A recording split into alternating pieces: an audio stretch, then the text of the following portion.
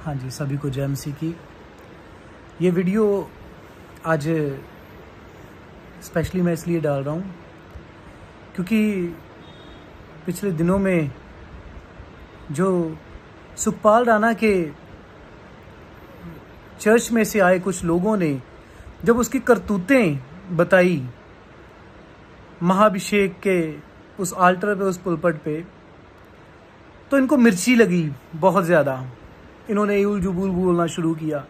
उन्होंने बताया कैसे ये फॉर्चूनर मांग रहा है, कैसे ये पैसे मांग रहा है, कैसे ये कार्ड बना रहा है, 50 रुपये पंखे के नीचे के सोने के मांग रहा है। सो बहुत सारी बातें, ठीक है ना। हमारे पास एक बंदा नहीं, मतलब कि 100 के हिसाब से लोगों ने इस बात को ना हमारे सामने रखा।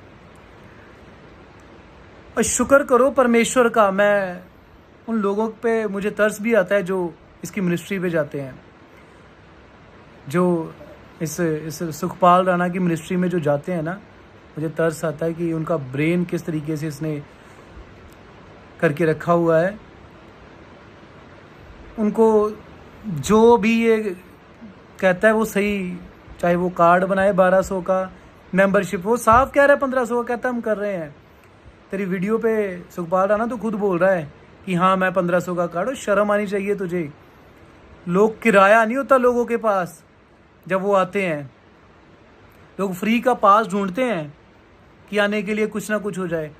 लानत है तुझे, तेरे ऊपर, कि तू 1500 का कार्ड उनसे मंगवा रहा है प्रार्थना करने के लिए। शुक्र करो परमेश्वर ने महासामर्थ को भेजा, महाभिषेक को भेजा, इस आल्टर को खड़ा किया जहां पे इंसान अपने हक की आवाज़ को बुलंद कर सकता है। यहाँ पे इंसान अपने हक की आवाज़ को उठा सकता है। ये आल्टर एक ऐसा आल्टर है जहाँ पे इंसान आके अपने साथ जो हुआ धक्का, तो याजकों ने किया, तेरे जैसे लुटेरों ने किया, उनको आगे बता सकता है। वो पॉलिटिशियन थे ना, जब वो पॉलिटिक्स में थे ना, तब भी वो मसीहियों के हक में लड़ने वाले बंदे थे। तब भी उन्होंने मसीहियों का काम किया। जब वो पॉलिटिक्स करते थे तब भी वो मसीही लोगों के हक के लिए खड़े, खुदा के खादिमों के साथ खड़े। लेकिन तू तो शराबी था। तूने कौन सा परमेश्वर के लोगों के लिए क्या किया? शराब पीने का काम किया? क्या तूने काम किया? तू पुरानी लाइफ को डिस्कस कर रहा है, पुरानी लाइफ जो पॉलिटिक्स थी। तो अब वो संत हैं, तो उनकी संत फेरिस मसीह जी की लाइफ को तो भी टारगेट करके कह रहा है कि वो पहले पॉलिटिक्स थे। तो तू अगर पहले शराबी था तो तू अब कौन सा पास्टर बन गया भाई? तू कैसे पास्टर बन गया? इसलिए थोड़ा सा अकल को अपने पास रखो। और ईडी शीडी की जो तू बात कर रहा है ना, पहले ढंग से नाम लेना सीख। इनकम टैक्स डिपार्टमेंट, तैयारी करो। हमने कहा था, चेतावनी दी थी। अब नेक्स्ट स्टेप जाएगा, जब वो आएंगे ना, तब तुम भागते फिरोगे इधर उधर।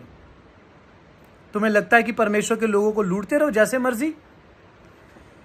जब ना सुलेमान बादशाह उसने जब भवन बनाया ना, जब उसकी हद हो गई ना, उसके लोगों को, जो परमेश्वर के लोग थे, उनके हक मार रहा था। 3-3 महीने लोगों को अपने पास रख रहा था। तो परमेश्वर का जो वादा वहां पे किया गया था ना, परमेश्वर ने कहा था ना कि मेरी आंखें लगी रहेंगी इस भवन पे, मेरा मन लगा रहेगा, जब भी प्रार्थना यहाँ पे की जाएगी मैं सुनूंगा। लेकिन कोढ़ी भी वहां पे थे, 38 साल का रोगी भी वहीं पर था, बाहर बैठने वाला भिखारी भी वहीं था। लेकिन वहां पे परमेश्वर के उस शब्द जो खुदावन ने उस भवन के लिए कहे थे, वो भी नाकाम साबित हो गए। क्यों? क्योंकि तुम्हारे जैसे याजकों के कारण तुम लोगों ने परमेश्वर की कलीसिया को इस तरीके से लूटा, अपनी मर्जी चलाने के लिए। तभी यीशु मसीह ने तुम जैसे के बारे में यूहन्ना की इंजील 2 अध्याय में, जब यीशु मसीह यरूशलेम में गए ना, भवन में गए, तो रस्सियों का जो कोरड़ा मार के वहाँ को उनको बाहर भगाया ना, वो सेम हाल तुम्हारे होने वाला है। अब वही हो रहा है।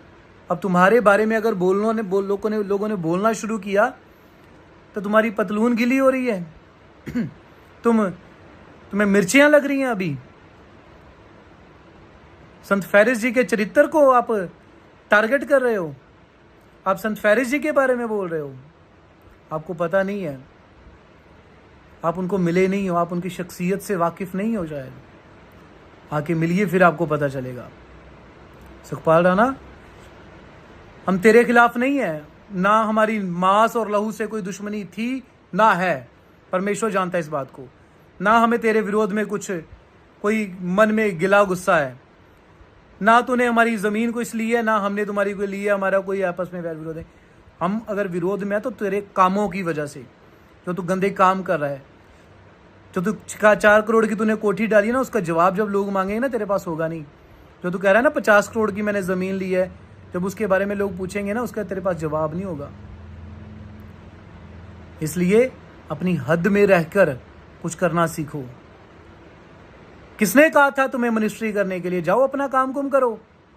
कौन कहता था पास्टर बनने के लिए? परमेश्वर की सेवा करने के लिए। ये सेवा है। तुमने 2 करोड़ रुपया देकर इस मसा को हासिल नहीं किया कि आज 1500 का कार्ड तुम बना के तो प्रार्थना के लिए कर रहे हो। पंखे के नीचे सोने के लिए तुम 50 रुपए ले रहे हो, लोगों को ठग रहे हो। परमेश्वर के वो तो पहले ही उदास हैं बेचारे लोग, वो पहले ही पिसे हुए हैं। क्या मुश्किल परेशानियां लेकर आते हैं, वो पहले ही कितना ज्यादा मुश्किल में है, कैसे हालातों में है, और तुम उनको ठग रहे हो। और कहता कि कोई बोल ना सके, तुम हमारी आवाज को दबा नहीं सकते। और हम तो बहुत आगे तक जाने के लिए तैयार हैं। जहां तक हो सके हम तुम तेरे को लेके जाएंगे। हम हर तरह की फाइट लड़ने के लिए तैयार हैं, हर तरीके से। क्योंकि हम इन धंधों को बंद कराएंगे जो क्रिश्चियनिटी में हो रहे हैं। और कोई मिनिस्ट्री पैसे लेती है, और कोई मिनिस्ट्री कोई कार्ड बनाती है, और कोई मिनिस्ट्री प्रार्थना करने के पैसे लेती है। तेरे खिलाफ हैं हम। जो तू काम कर रहा है ना, इस काम के खिलाफ हैं हम। ठीक है, इसको बंद कर दे, अच्छा रहेगा। अगर तू चाहता है कि महाभिषेक वाले इस बारे में ना बोलें, तो अपनी हरकतों से सुधर जाओ। समझ आ गया? सुखपाल राणा या दुखपाल राणा? लोगों को दुख देने वाला, लोगों की आहें निकल रही हैं, लोगों की चीखें निकल रही हैं, और तू उनसे 1500 का कार्ड मांग रहा है। क्या 50 रुपए मांग रहा है? 50 कितने लोग तेरे पास आते हैं? 1 लाख। 50 रुपए के हिसाब से लगा ले कितने हो गए हैं। 1500 का कार्ड कितने लोग तेरे पास आते हैं? कितनों के कार्ड बनाए हैं? करोड़ों रुपया तू छाप रहा है, करोड़ों रुपया परमेश्वर के नाम से। क्या बात कर रहा है कि परमेश्वर का ये सेवा है? आके देखो संत फेरिस जी के। तुम कह रहे हो ना कि ये किया वो किया है, इसलिए बता रहे हैं। बपतिस्मे पास्टर देता है, लेकिन सर्टिफिकेट कहते हैं बैप्टिज्म के वहां से लेकर जाओ। पास्टर सर्टिफिकेट यहां से फ्री ऑफ कॉस्ट दिए जाते हैं। यहां पे लंगर का कोई भी पैसा नहीं है। यहां पे अगर चर्च में कोई सामान आ रहा है, किसी के लिए किसी को कहा नहीं जाता। यहां पे हर एक चीज फ्री है। पास्टर ऑर्डिनेशन जाके देखो, जाके पूछो पास्टरों से, पूछो जाके उनके चर्चेज में क्या चल रहा है। महाभिषेक के चर्चेज आपको दुनिया में सबसे अलग मिलेंगे। इसलिए सुधर जाओ, अभी मौका है। आने वाला वक्त आपके लिए बहुत कुछ लेके आने वाला है। ये मेरी आपको नसीहत भी है। समझ सके तो समझ लो, वरना तैयार रहो आगे की प्रक्रिया के लिए। God bless you.